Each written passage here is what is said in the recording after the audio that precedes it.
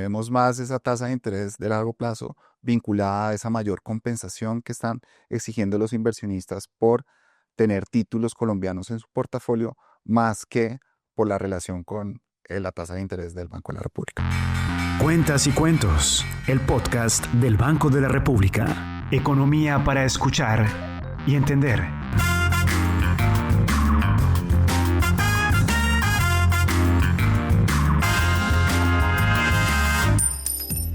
Un cordial saludo para todos los seguidores de Cuentas y Cuentos, el podcast del Banco de la República.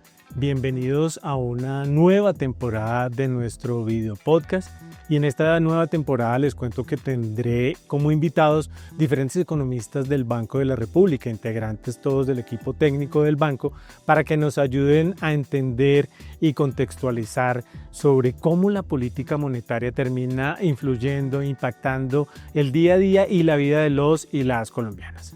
Mi invitado de hoy es Andrés Murcia, subgerente monetario y de inversiones internacionales del banco. Andrés, gracias por aceptar esta invitación a Cuentas y Cuentos. Muchas gracias, Jaime. Un honor estar acá y qué chévere que me haya invitado y ser su primer invitado en la nueva versión del podcast. Andrés, lo voy a poner a que nos explique todo lo relacionado con las tasas de interés de largo plazo. Pero para llegar a esas tasas, pues es necesario también un poco de contexto y saber qué son las tasas de corto plazo y qué son las tasas de largo plazo. Explíqueme un poco de eso. Las tasas de interés de corto plazo son unas tasas de interés que el Banco de la República cobra a las entidades financieras por créditos de muy corto plazo. Corto plazo es 1 o 7 días. Entonces son operaciones en el cual el banco pide una remuneración, es libre de riesgo, son operaciones muy de corto plazo y las entidades pagan por eso. Las de largo plazo son unas tasas de interés de operaciones, como bien lo indica, de 5, 10, 15 años de su vencimiento. Normalmente es el gobierno el que emite esos títulos, en los cuales el gobierno emite una deuda, ¿sí? Y los inversionistas compran esos títulos y se esperan hasta cuando se vence para tener una remuneración. Andrés, ¿y cómo se está dando ese nivel de la tasa de endeudamiento de largo plazo? ¿Cómo le están cobrando los inversionistas extranjeros al gobierno nacional por los papeles de deuda que le compran? Esas tasas de compensación de largo plazo, lo que hemos visto en el tiempo reciente es que han venido aumentando, ¿sí? Uno puede descomponer el comportamiento de esas tasas de interés en términos de la compensación que exigen los inversionistas, pero también de la tasa de política de corto plazo y las expectativas de la tasa de política monetaria en el futuro. Cuentas y Cuentos. Suscríbete en Apple Podcast y Spotify. ¿Qué han analizado ustedes en el equipo técnico sobre el comportamiento o el nivel de esas tasas de los bonos públicos a largo plazo? ¿Qué ha venido pasando en el tiempo reciente? Ok, desde inicios del 2024 hemos visto que esas tasas de largo plazo se han venido incrementando, ¿sí? Ya cuando uno trata de ver y su vínculo con relación a la tasa de interés de corto plazo que hablamos hace un momento, vemos que mientras esas tasas de largo plazo han venido subiendo, las tasas de corto plazo administradas por el Banco de la República han venido reduciéndose, lo mismo que las expectativas de esas tasas de interés de corto plazo.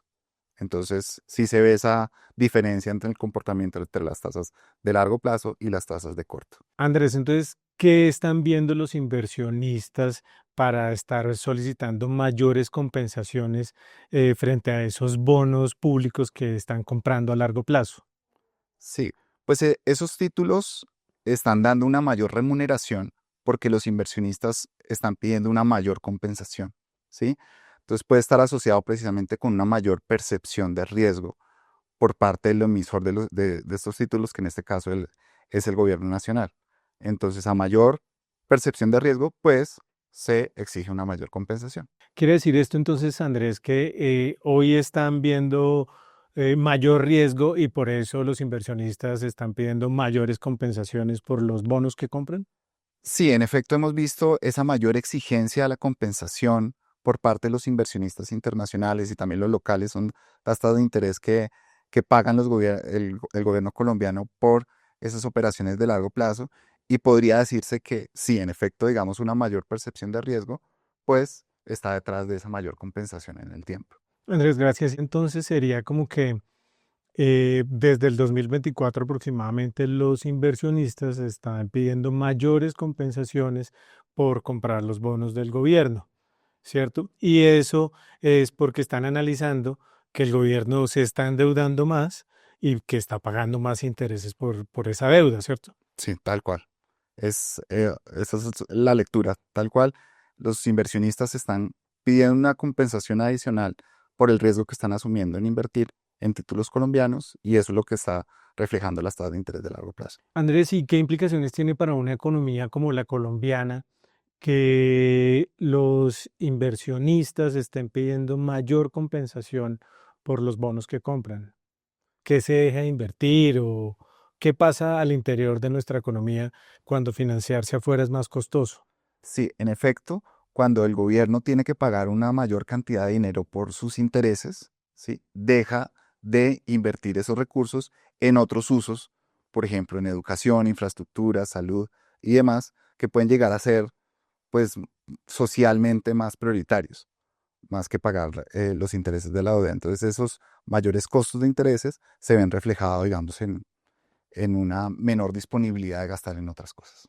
Voy a poner un ejemplo a ver si estamos entendiendo lo mismo.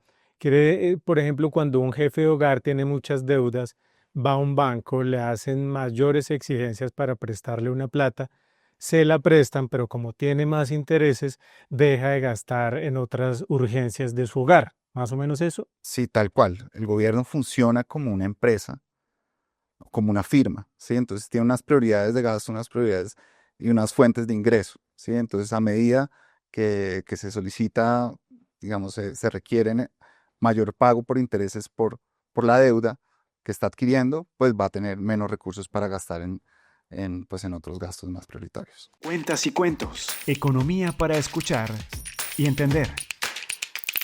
En un escenario en el que el riesgo es mínimo, la tasa de intervención del Banco de la República debería ser muy similar a la tasa de interés de los bonos de deuda pública. Digamos, es difícil hacer ese contrafactual realmente porque una es la parte larga, esa compensación de largo plazo, y otra es la parte corta, ¿sí? Pero en un escenario en el que esa compensación es menor, pues esa tasa de interés de largo plazo podría ser más cercana a la tasa de interés de política monetaria. La tasa de interés del Banco de la República en el periodo analizado entre 2024 y 2025 han ido disminuyendo de forma significativa. Sí, las expectativas se han mantenido también relativamente estables con respecto a esa tasa de interés de corto plazo en el futuro. Entonces, el factor de tasa de interés de corto plazo, tasa libre de riesgo, no es el factor que está detrás de ese incremento en la compensación, ¿sí? Lo que está detrás de esa tasa de largo plazo es una mayor compensación. Los vinculamos también a mayores indicadores de riesgo. Uno puede ver esa relación entre deuda como porcentaje del PIB en el tiempo y vemos que eso ha venido incrementando en línea con una mayor exigencia de compensación por parte de los inversionistas.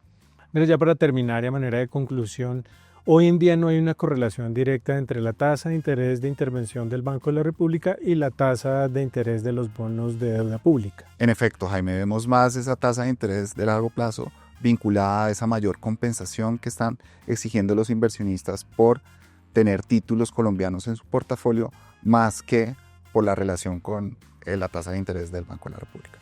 Perfecto, Andrés, muchas gracias por participar en esta nueva temporada de Cuentas y Cuentos. No, muchas gracias, Jaime. Y a todos ustedes los invito a que vean este episodio y los anteriores en nuestra cuenta de Spotify y en nuestros canales de Facebook y YouTube Banco República Colombia. Nos vemos en una próxima oportunidad con un invitado muy especial en Cuentas y Cuentos, Economía para escuchar y entender. Hasta la próxima. Cuentas y cuentos.